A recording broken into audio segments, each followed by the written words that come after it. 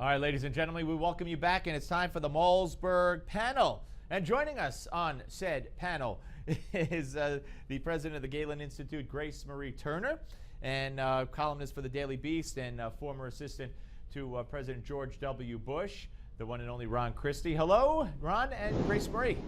Hello, Steve. Nice to be with you. Nice to have both of you aboard. We just got finished a little while ago talking to Senator John Barrasso, who took to the Senate floor to point out that there is something going on where people who live literally on one side of the street are paying lower or higher premiums than their neighbors who live on the other side of the street under the president's health care law. Basically, it's the same kind of plan. It just happens to work out that way because they have to draw lines somewhere. I mean, that's how insane, and this is yet another I guess, byproduct of this disastrous plan, Grace Marie. Well, it's what happens when the government tries to run something that the market could run much better. I mean, some people in some areas are going to be paying 50% more than their neighbor across the street for the exact same health insurance. Now, if this were the free market, they would never get away with that. But when it's a government entity, and in some jurisdictions like the District of Columbia, where they have no other options, they have to buy from the plans offering coverage in the exchanges. They can't leave. They can't go anyplace else. Ron? Well, this is always where President Obama's always talking about, too big to fail. And I think we see here that he's put together a structure that it's so big that it's failing. The government bureaucrats have no idea how to implement the law. The president has rewritten it, and Grace Marie would know this better than I would, but at least 32 different times of I'm going to enforce certain parts of the law, I'm going to ignore other parts of the law. And I think what you find is the insurance providers are saying, we're not sure what the government's going to say or do next. And I think that's exactly why Senator Barrasso gave you the specific example of one person on one side of the street paying more than the other because the insurers, the ones who actually have to provide this coverage, aren't sure how best to institute this new law. Well, they're having to We also talked about, okay, go ahead, Grace Marie. They're having to jump through so many hoops that have to do with meeting government specifications and regulations rather than responding to the marketplace.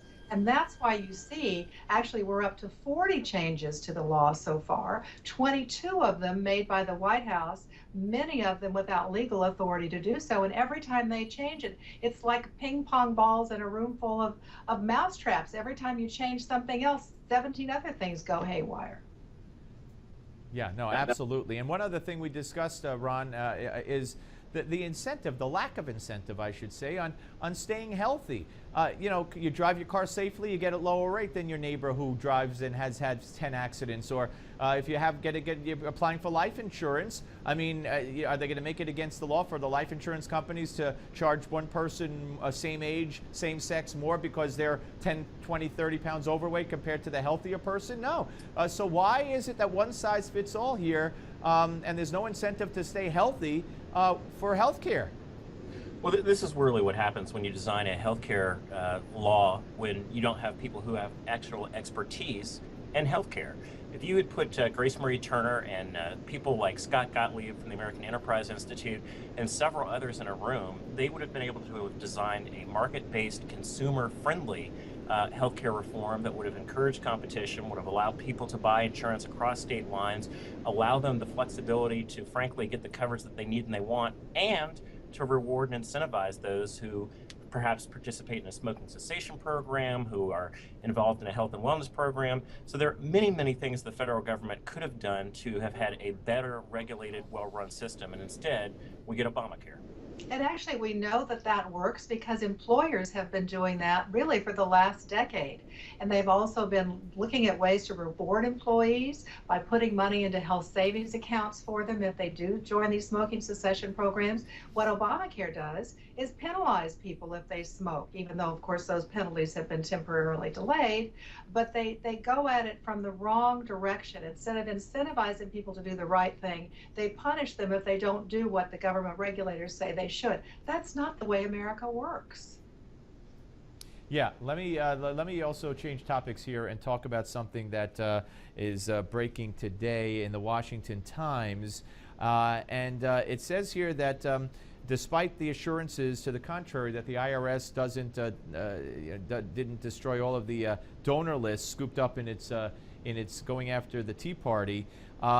If you look at the donors that were on the lists obtained by the IRS, the committee uncovered new information indicating that after groups provided the information to the IRS, nearly 1 in 10 donors were subject to audit. 1 in 10 donors to the Tea Party groups were subject to audit, which is way, way, way above the average audit rate. So again, I mean, this stinks to high heaven, does it not, Ron?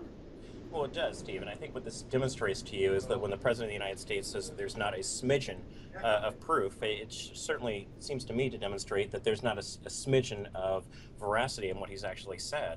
When you have Lois Lerner taking the fifth, when you have people who are supposed to be turning over documents to the Congress who's investigating this, redacting documents, not handing over documents, it indicates to me that this is far more reaching and far more widespread than we were originally led to believe. It's just absolutely scandalous.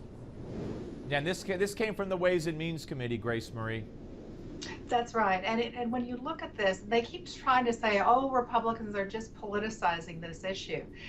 The White House itself has been politicizing this issue by targeting these groups, and now the evidence is coming out. Cleta Mitchell, who's just been really an incredible leader in this, has really worked to show how groups have been systematically targeted, asked for volumes more information than any other group would have been.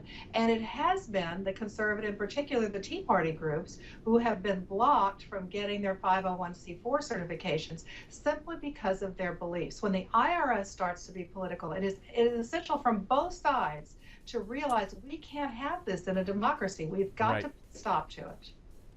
Absolutely. All right, guys, stay where you are. We're going to come back. Hey, folks, what do you think about what we're talking about right here? Let us know. Follow us on Twitter at NewsmaxTV. Email us at contact@newsmax.com or comment on our Facebook page at facebook.com/NewsmaxTV. And when we come back with the Malzberg panel, we will be talking about Hillary and what she said about Benghazi and what she did not do about Boko Haram right here. Don't go away.